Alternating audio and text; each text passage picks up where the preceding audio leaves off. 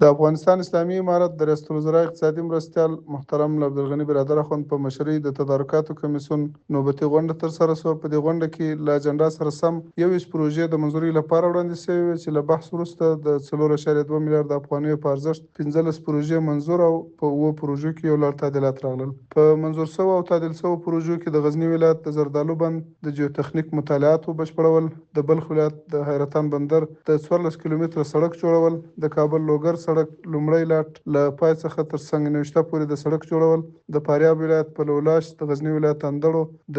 دایکنډي ولایت په کجران، د بادغیس ولایت په بالامرغاب، د بامیان ولایت په کوهمرد او د خوست ولایت په موساخیل ولسوالیو کې د عمومي روغتونونو جوړولو ترڅنګ په مختلفو ولایتونو کې د برېښنا رسونې او توزیع پروژو د پاتې چارو بشپړول شامل دي. منظور شوی پروژې د افغانستان اسلامي امارت له بودیجې تمویلېږي.